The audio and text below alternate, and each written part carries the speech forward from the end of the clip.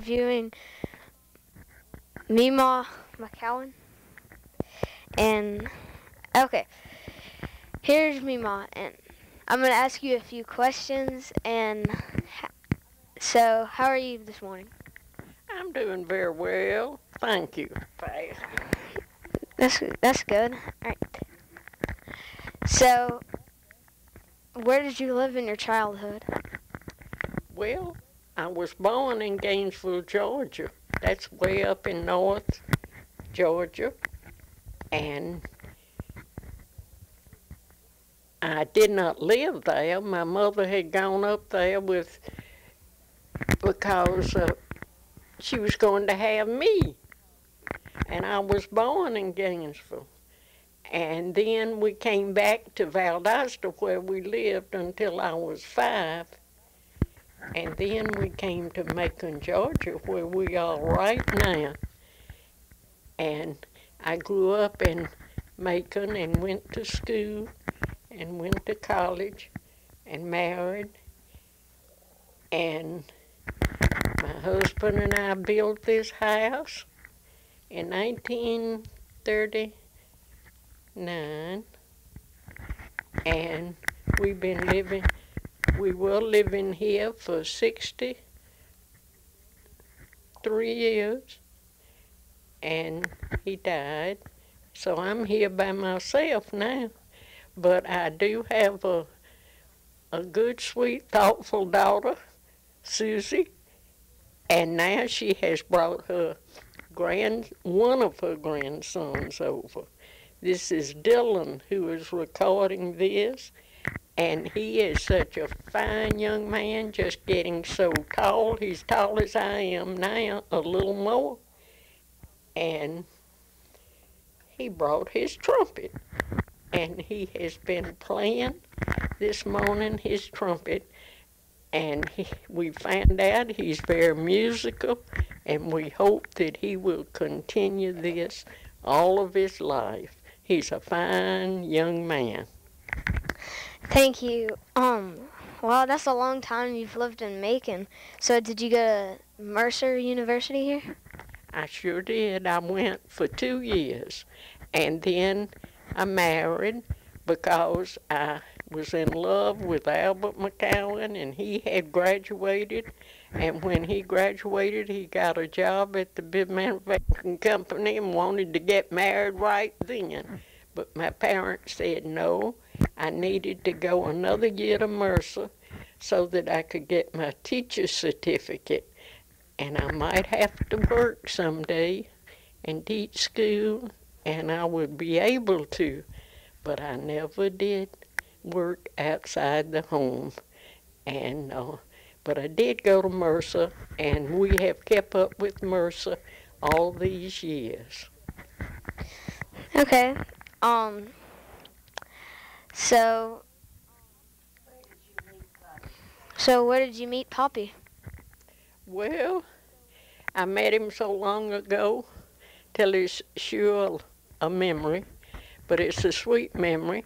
We both went to First Baptist Church, and I saw him, but the way I first saw him, he was across the street on Orange Street going down toward the old Price Library.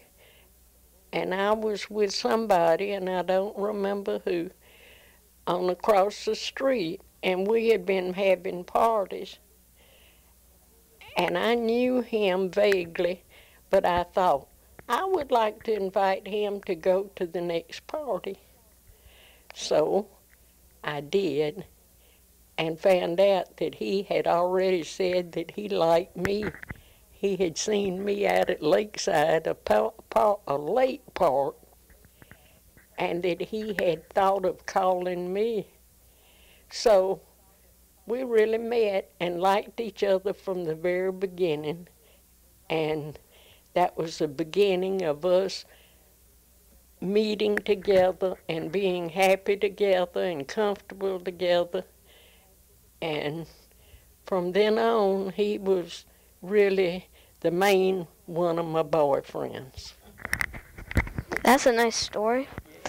So, um, We will pause for now. we're gonna pause and have a break for a second right now, and we will come. We will continue this soon.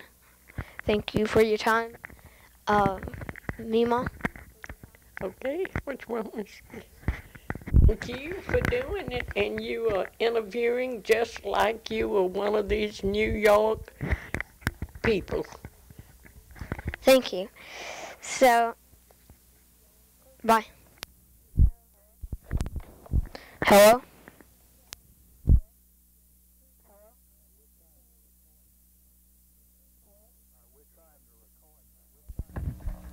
All right, we're trying to record now, and it is November the 26th, I think, 27th, after your birthday, 89th birthday. So why don't you just tell everybody hello, and that way we'll know if it's recording. Well, my birthday was on Monday, and I was 89, and that was 25th.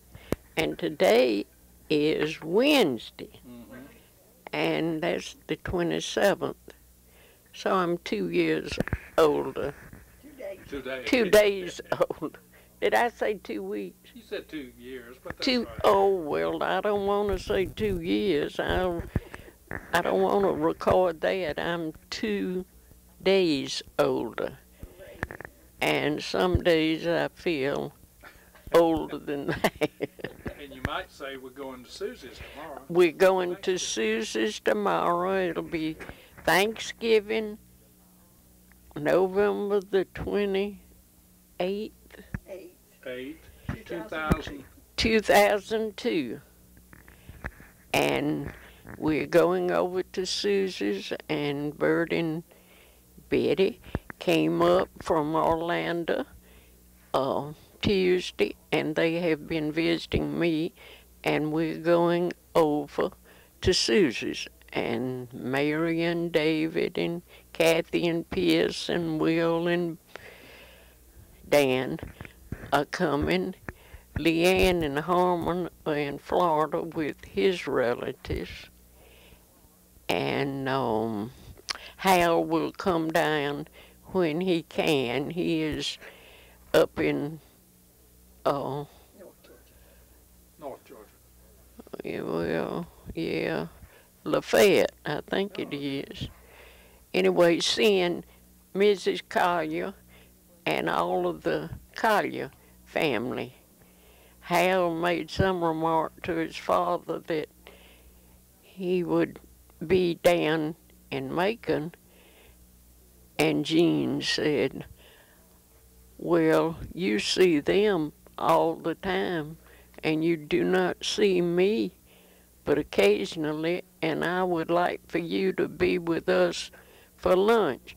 So he will be with the Collier's family.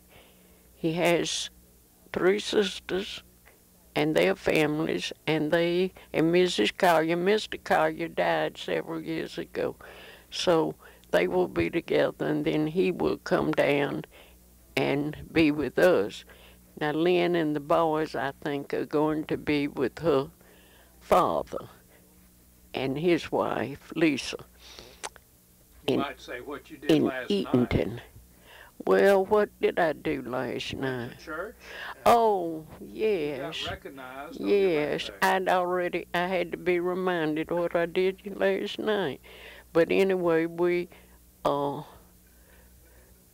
Bert and Betty and I went to church, and Susie came when she got off from work, and we were at church for a Thanksgiving banquet.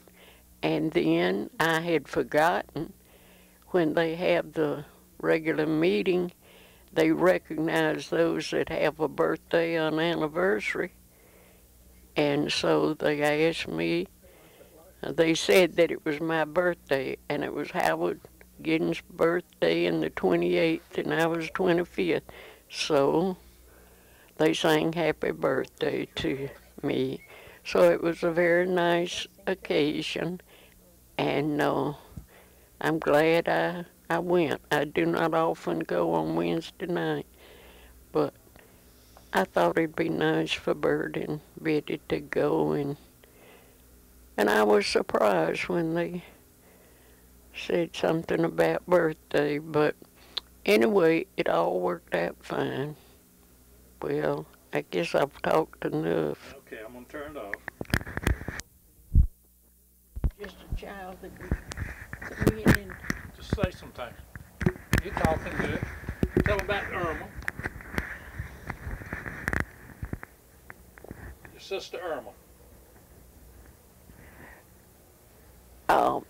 I was born in Gainesville, Georgia, and the reason for that is my mother had and father had lost their first child, a beloved little girl, 3 years old, Irma,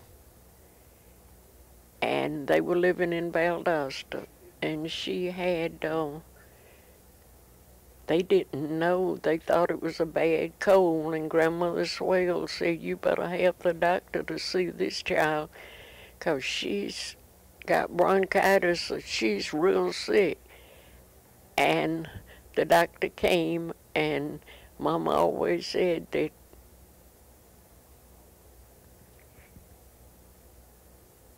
he turned white, and he said, this child has diphtheria. And that's terrible to tell parents for a dear child, because it was just like they knew she was going to die, which she did. Cutting a string. She died, and so Mama had me. She died in August, and then Mama had me in November.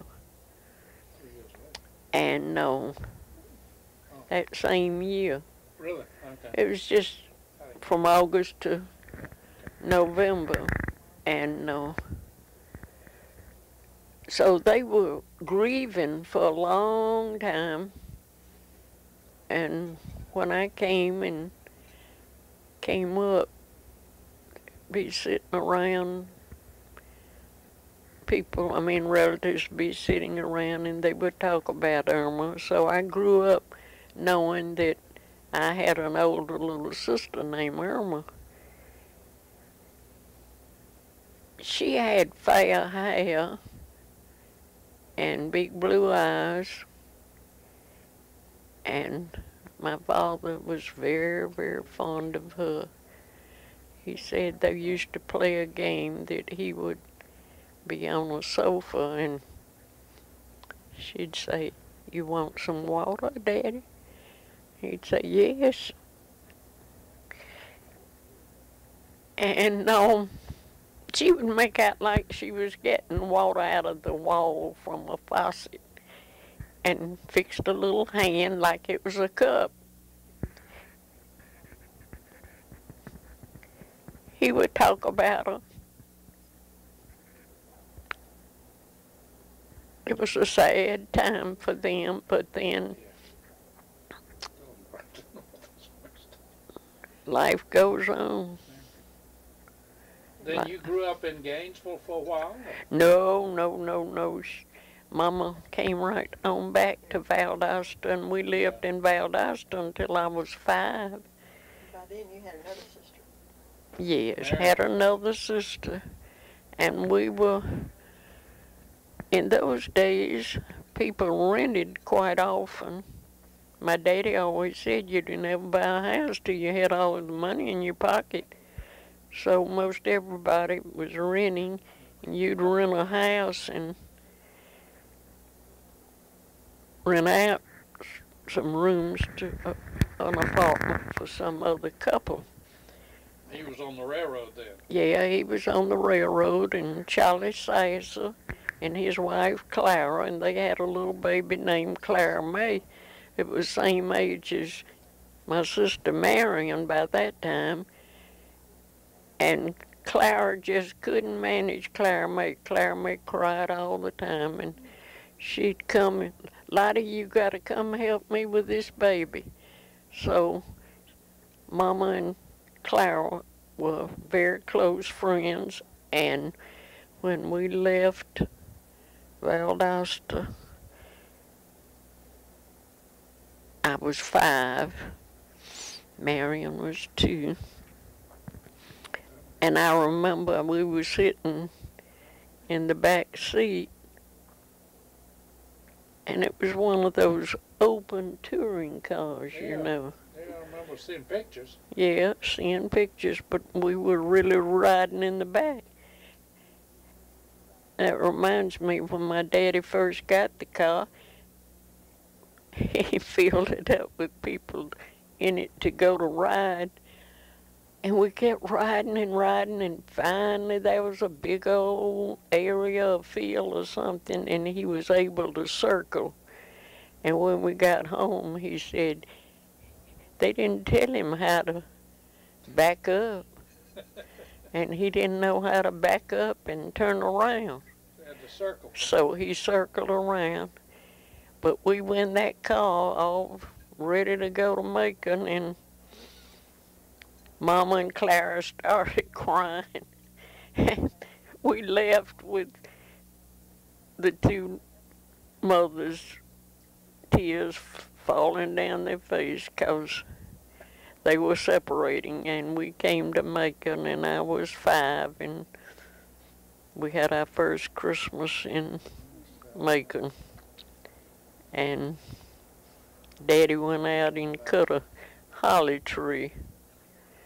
He said, you don't need any decorations when you have a holly tree. It has all those berries. But we used those little clip-on candles. That was the last time we ever used clip-on candles. On a tree? Because it burned, wouldn't it? Yeah, you put those candles and light them all, Yeah. but they were dangerous. And decorations came from Germany in those days. And, but anyway, we did not have that other apartment rented on the other side of the house, so he went out and got a big tree, and we put it in that room, and it was real pretty that first Christmas. And that'll be all for tonight. Okay. All right, we'll do it again tomorrow.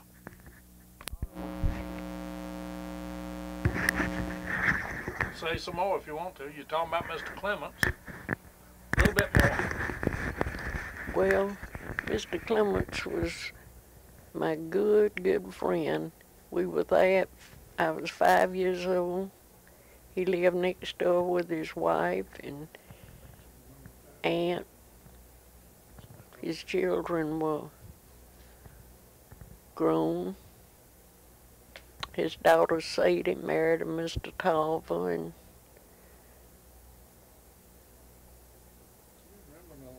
and let me see. He's mixed up with the Pattons. How did that happen? Oh, Mr. Clements had a son, W.J. Clements. Well, I can't remember the exact initials, but he married Sam Patton's sister.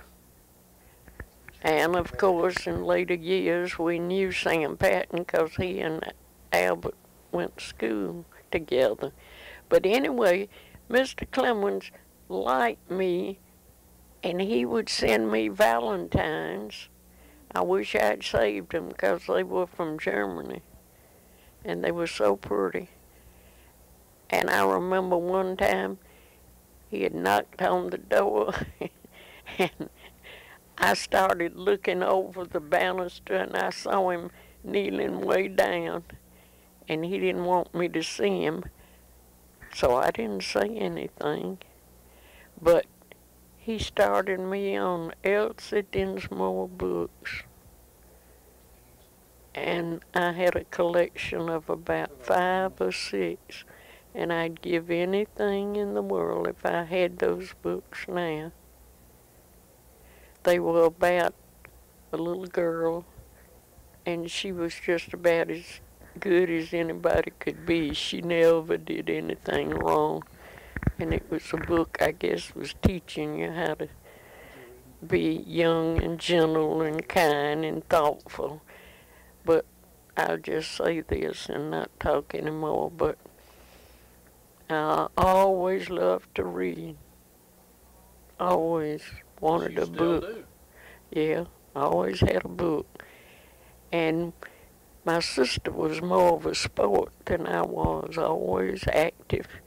Drove when I couldn't even, she was 13, I was 16, and wouldn't even drive. And she said, come on, let's go get in the car. And you mean now?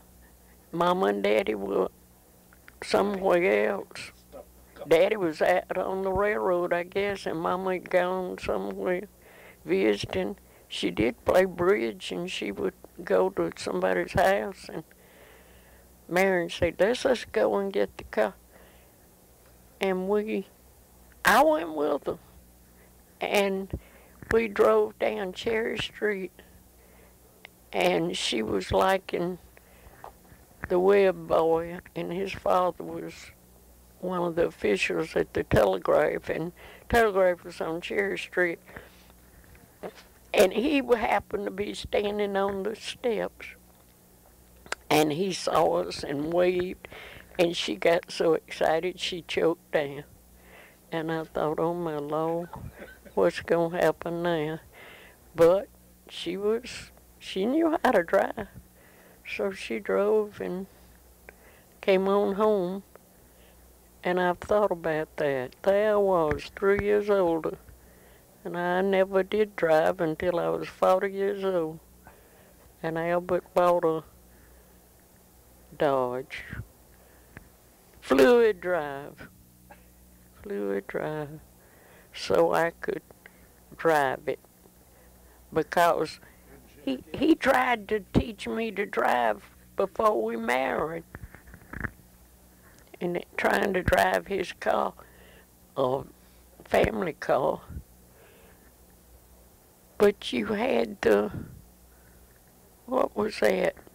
Shift the gears with the clutch. I could not do that. Well, what he did, he carried me on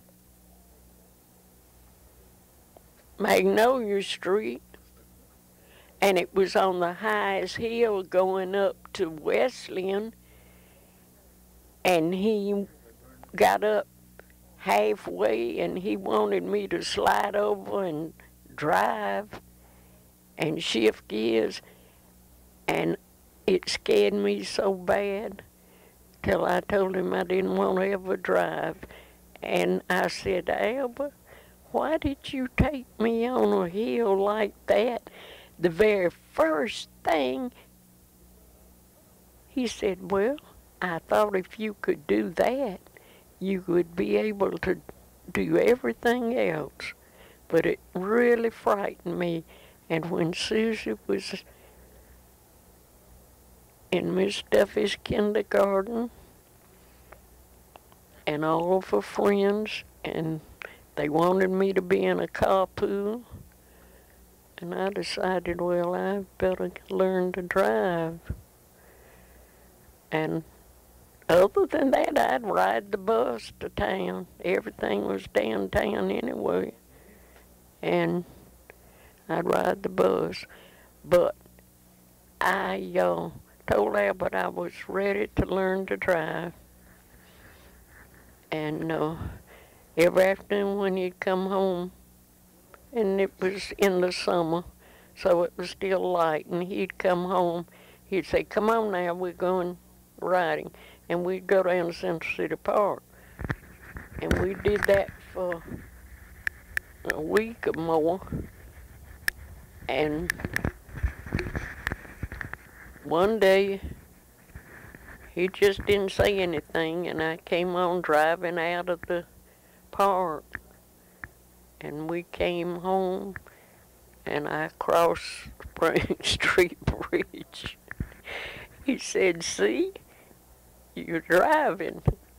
I wasn't afraid anymore, and I learned to drive. He was so patient with me and was so kind that I wanted to learn, and it helped out to know how to drive. I was in a carpool, so I could do my share, and then I learned to get in the car, and he got another car, and I could go to town or shopping or anything, and I enjoyed that. But I think about those days that the children were younger.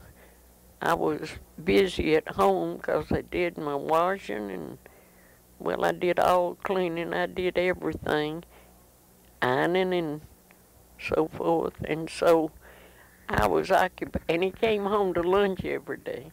And so I had a big vegetable meal in the middle of the day, because that's the way everybody ate then. Mr. McCowan said one time he never had eaten a sandwich and had never eaten a hot dog. Really? Even with New Way, huh? He hadn't ever eaten a sandwich. Wow. That meant a light bread and Right. meat. And so, anyway, we just had, but I learned to drive when I was 40.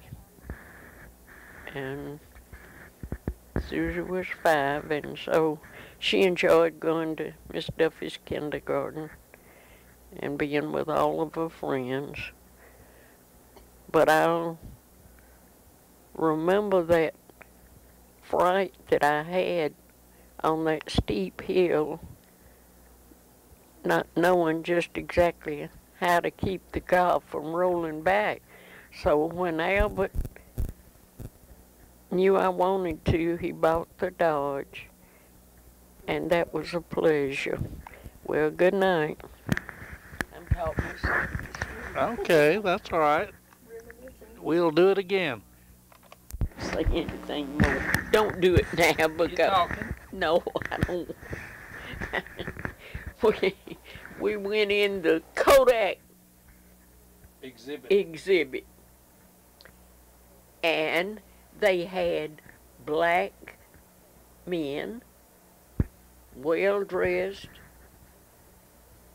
telling us where to go, which was a little different because in Macon you didn't have any adult black men telling you where to go. And we were walking, and he told us where to go to sit. And I was kind of stumbling because it was dark, and he said, if you would remove those shades, you could see better. Dark glasses.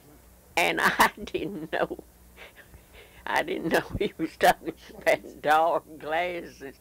I was puzzled, but I got the point.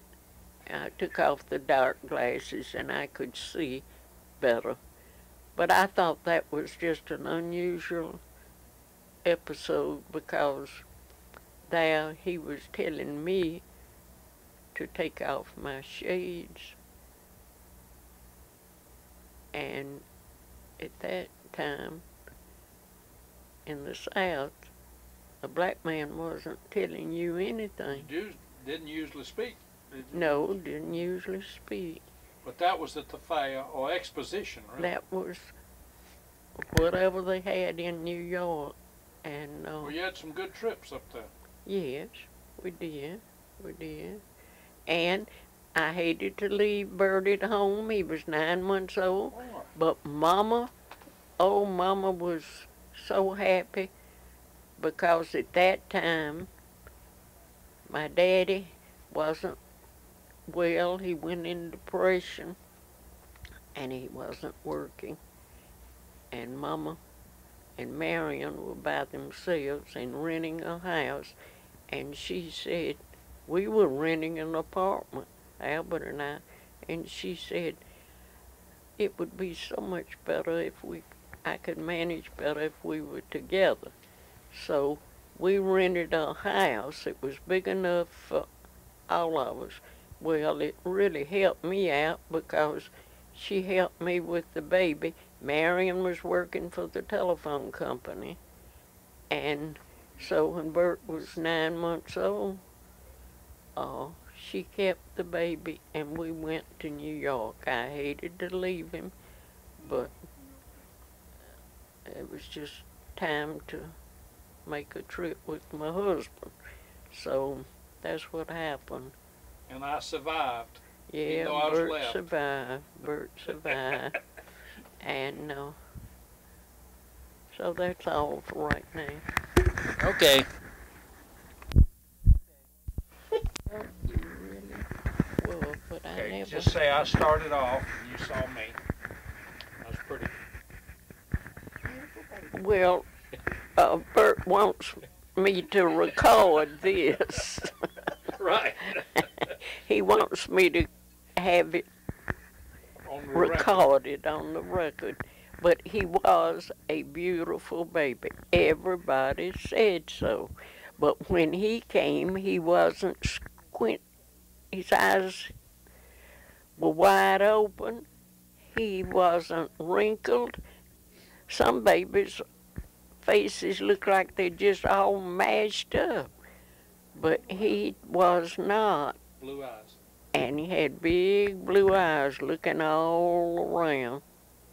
And so he really was a beautiful baby. I'll have to say that.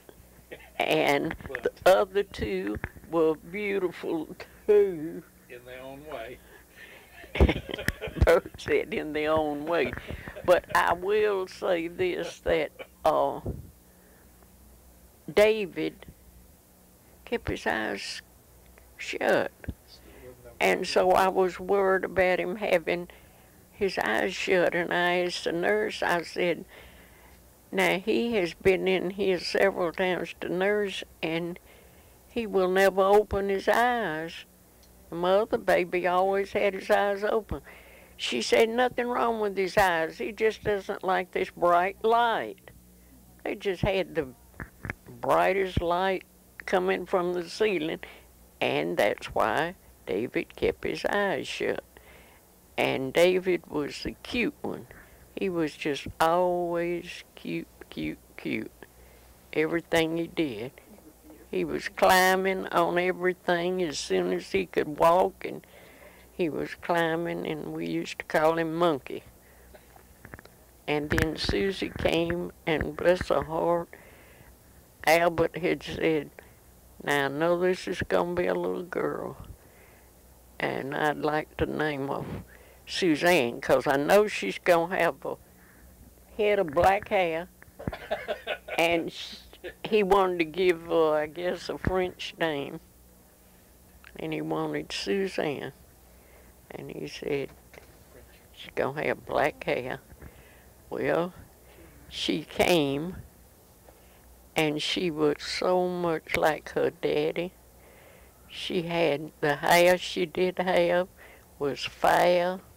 In fact, when she was a year old, she didn't have enough hair to me to put a pink bow up there. So I glued it up there with some Scotch tape. But she was so much like her daddy.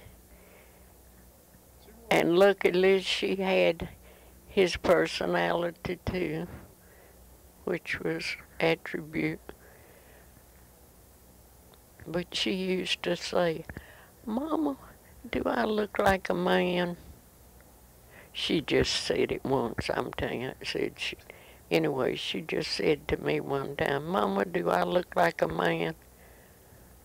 I said, no, you do not look like a man. You look like a pretty sweet little girl. Why do you say that?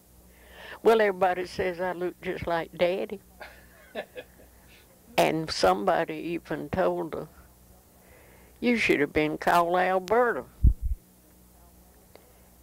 And she did look a lot like him because she had He had yellow wavy hair, golden wavy hair when he was young. And so her hair was golden like. And she was a sweet, sweet little girl. And as she gets older, she reminds me more and more of Albert. She has so many of his good qualities. Goodbye. Good night. I'm about to go to sleep.